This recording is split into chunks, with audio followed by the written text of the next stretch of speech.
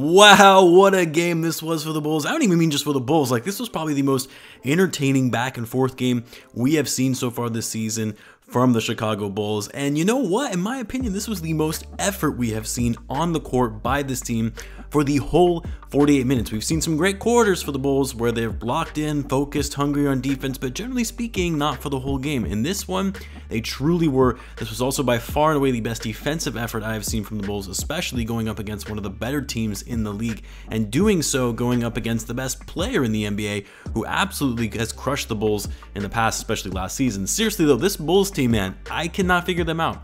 They lose that terrible game against the Magic. They're playing with little to no effort and energy in that 4-game losing streak, and you see they have Boston and Milwaukee coming up, and you think, where is this next win going to be coming from? And they go on to beat the two best teams in the Eastern Conference. And it wasn't like these teams were shorthanded either. They were fully healthy. Well, wait, I actually take that back. The Bucks are still without Chris Middleton, but for the Bulls, hey, they're still without Lonzo Ball. I said it too in the post-game video after the loss against the Magic.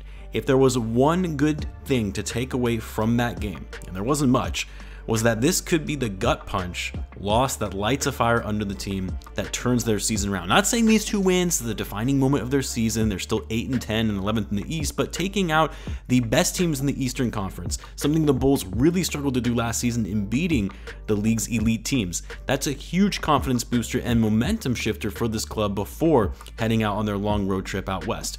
Now, as I said, the most impressive thing to me tonight was the Bulls' defense. They were looking like what we saw when the Bulls played the Raptors and being pesky and scrappy on every possession, fighting for loose balls, deflecting passes, forcing turnovers.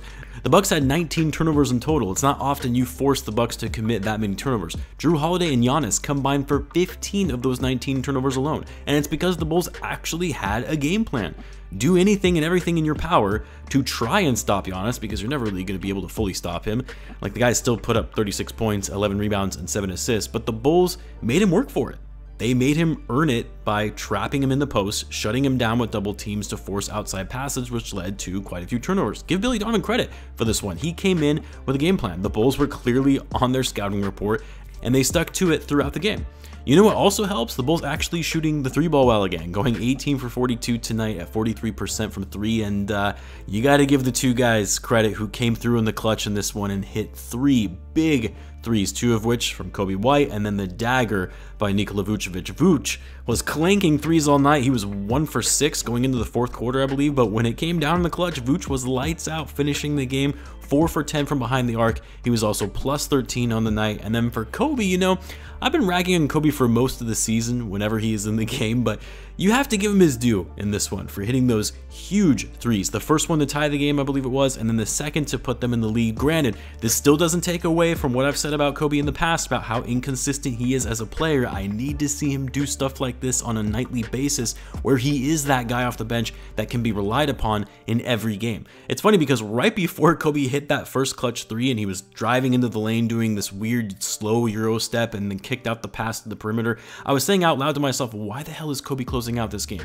And then of course he slides over to the corner and sinks that 3 and then proceeds to hit another one on the ensuing possession, and I took the comment back. The other thing I'll say about Coby in this game that probably won't get talked about as much as those 2 threes was how impressive he was on defense, and that he was actually fighting for the ball, diving on the ground, going after loose balls. He had 3 steals in this one alone in the 25 minutes that he played, and with Iowa struggling a little bit with his decision making late in the game, yeah, it makes sense that Donovan actually went with Coby.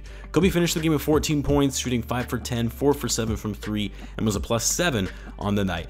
You know who was not very clutch tonight though, and quite frankly almost cost the Bulls the game with his poor shooting and decision making?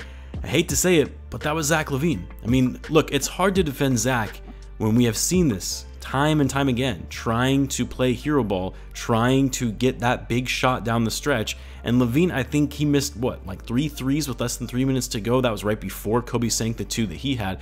And you just scratch your head sometimes like, no, Zach, that's not the shot. You don't take a step back 3 with a man in your face when your team is on a run and looking to take a lead down the stretch when other guys are cutting to the basket. You don't draw up an ISO play when a guy like DeMar is red hot and can't be stopped. Even Stacey King said on the broadcast, yeah, they need to just get the ball to DeMar after Zach missed that final 3. The Bulls tried to go DeMar after that, but because he was getting doubled, he was forced to kick it out to Coby, which worked. Other guys stepped up and hit the big shots, but you would expect that your max player, your franchise player, to be that guy that can come through for you in the clutch.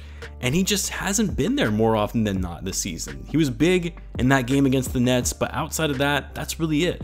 Zach finished the game on another poor shooting night, going 6 for 17 from the floor, 3 for 11 from 3, 5 rebounds, 5 assists, and 18 points, but was also a minus 13 tonight in this one, while guys like Vucevic and DeMar were a plus 13 and a plus 15 respectively. Also, DeMar DeRozan is just insane, man. Like, he's still doing this and playing out of his mind in his 14th season. Dude had a monster second half that really catapulted the Bulls to victory in this one. A ridiculous 36 points on 14 for 24 shooting, 2 for 3 from 3, 4 rebounds and 8 assists. That was the other thing. We got to see DeMar being that playmaker we know that he can be, like we saw back in San Antonio, and not just running ISO to get to his spot at the elbow like we've seen him do a lot of times with the Bulls. DeMar also had a steal and 2 blocks tonight. Speaking of blocks, the Bulls had 12 blocks tonight as a team, which I feel is probably a season high. Again, the Bulls were just locked in on defense, not giving Giannis any easy buckets. There were a lot of possessions where you thought Giannis is just gonna throw this one down, and you would see a monster block from Patrick Williams or Javonte Green. Both of those guys were incredible on defense tonight, by the way. Patrick played very well on Giannis, despite Giannis's insane stat line because of his ability to deter him at the rim and force turnovers. Pat also finished in double figures with 11 points, 3 rebounds, and 3 assists, 2 blocks, and a steal. And then what I liked seeing from Javonte tonight was that the Bucks left him open because clearly they didn't read their scouting report going into the game, and Javonte, he just made them pay. He was hitting outside jumpers in the second quarter that really actually brought the Bulls back after the Bucks went on a little mini run. Anyway, all in all, this was a great game, a fun game, high energy, effort, back and forth lead changes. The Bulls didn't quit. They came away with the win, and it was also great to hear all of the Bulls fans in the building getting crazy after those threes at the end of the game. Doesn't matter how good Milwaukee is, the Bulls always still run that stadium. Love to see it. Bulls are off tomorrow, then back at it on Friday against Oklahoma City, where they'll take on the Thunder. I've got my family in town, so I'll do what I can as far as putting out videos. Hope you all have a great Thanksgiving. Stay safe out there. Be sure to subscribe, and I'll catch you in the next one.